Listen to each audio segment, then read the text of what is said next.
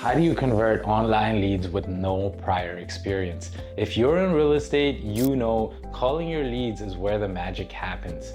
Today, we're diving into how to call your online leads because that's where you make money. But here's the secret.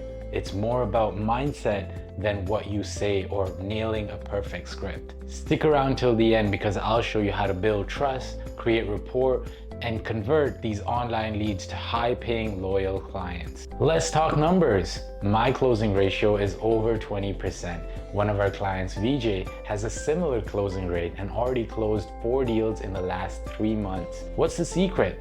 Understand this. You may not land your first client until you receive 100 leads, and that's okay because many of these leads don't know who you are until you have the right strategy in place to build trust before you get on a call with them. So don't blame yourself or the leads. For every 100 leads you receive, you should land 1 to 2 solid clients. It's a numbers game and persistency is key.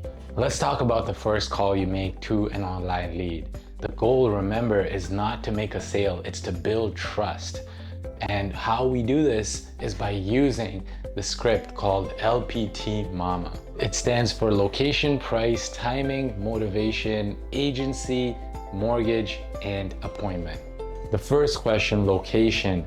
If they give you a general answer or a very broad neighborhood, get specific. Ask them which city they prefer, which area they work in, because usually people want to be within commuting distance of their workplace. Ask them if they want to be around well-rated schools, highways, hospitals. That will help you further narrow down their search and get hyper clear on where they want to be. The second question is price. What's their budget? What price point are they looking to be in? Have they seen any homes that they like? This will tell you if they're looking at homes that fall within their range or if they're simply getting outbid by other buyers and just looking at the wrong homes. Oftentimes when people like a home and they really want it, and then they get outbid by another buyer, they blame their agent for not fighting for them and getting them that house, when in reality, that house was never in their budget. So it's always good to set the expectations in the first call. That instantly builds trust with the lead because they think you are an expert and you are being honest and transparent with them. The third question is timing. When do they want to buy? If they say 3 to 4 months, we both know that means now because closing dates are usually 60 to 90 days out. However, if they say 6 months or 12 months from now, I always cut that time in half. Because life happens, they are being solicited by other agents as well.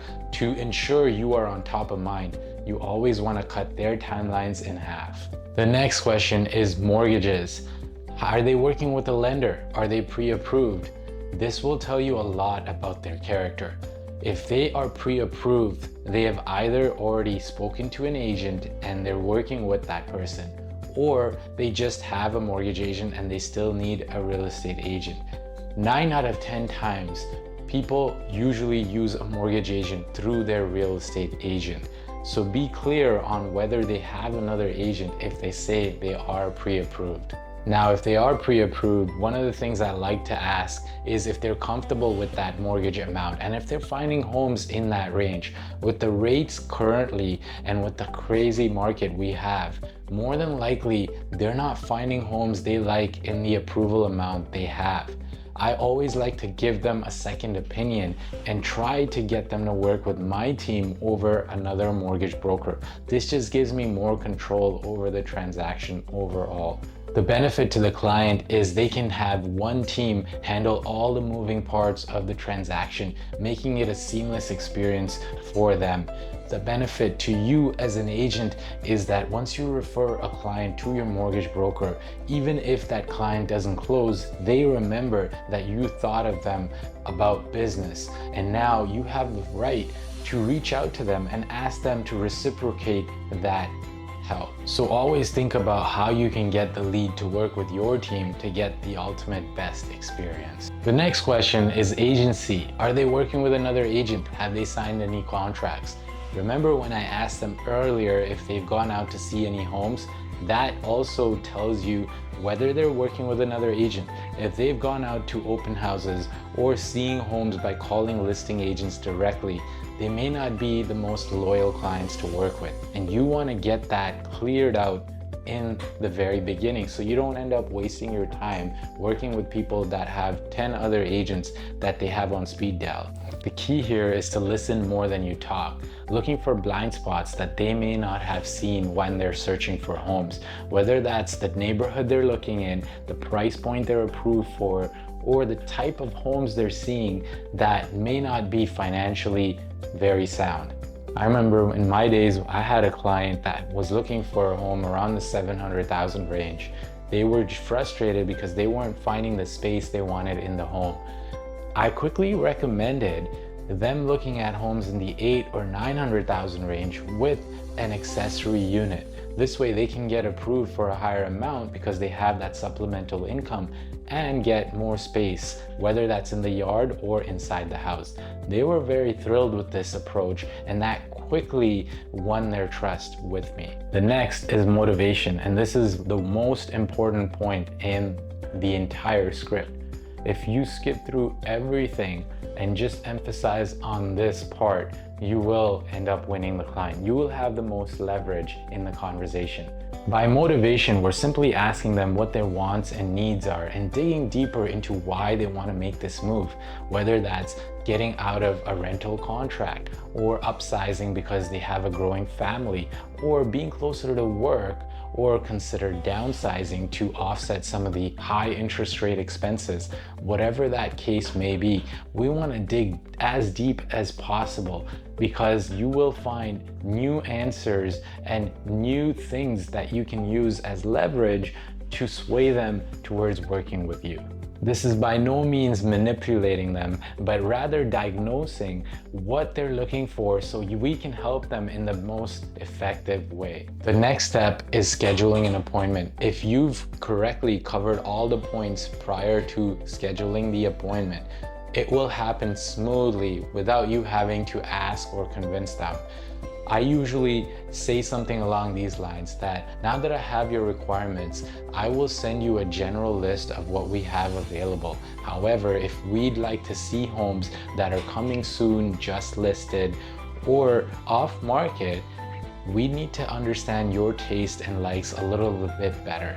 And in order to do that, I like to do what I call a market education, where we go out and see homes, get to know the neighborhoods, the price points homes are selling for, so I understand your taste, your finishes, and then get to work and start showing you exactly what you're looking for. And in order to really do that, I need to review the list with you once I send this to you. Mr. and Mrs. Smith, when is a good time for us to touch base again and go through this list together so I can fine-tune the search better and send you relevant homes? Now, once you schedule the call, if you work with us, we have our CRM dialed in to booking calls.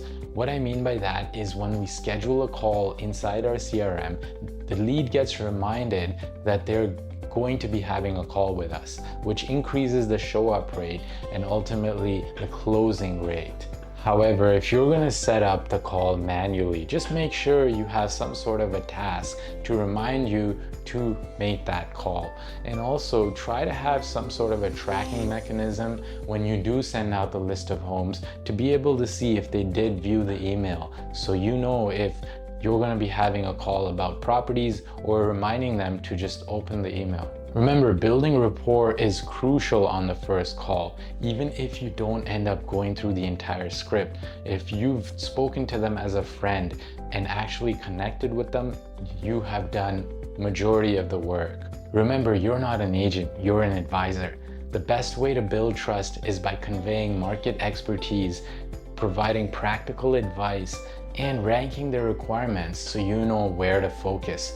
This will instantly show them that you care about what they want and you actually put their interests before yours. Now let's talk about the follow-up process, because let's be honest, the fortune is in the follow-up. Now after your first call, send them relevant properties, set up an automated search alert, and Organize your database. I can't emphasize this enough. This way you'll know who to prioritize, and usually the hot leads are who you want to prioritize. These folks are typically followed up with 2 to 3 times a week, and there's a lot of urgency and attention given to them. Create urgency by sharing market updates, showing them the inventory. If it's a seller's market, showing them that there's low inventory and they won't have options if they lose out on this window.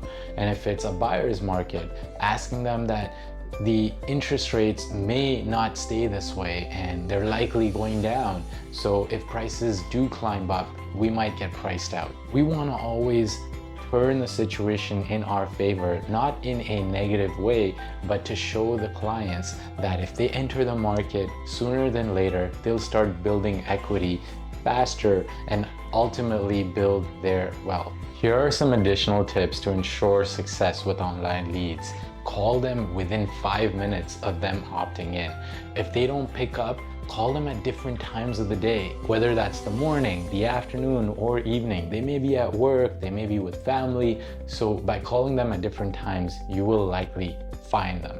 The other very important point is to follow up at least 3 to 5 times consecutively every day before you decide to put them in a long-term bucket. And when you do call them with a purpose. Offer value, whether that is sending them the list of properties or offering a neighborhood that they may not have thought of, or offering the sold data in the neighborhood that they're looking in. Remember, you're not selling real estate, you're facilitating a real estate transaction.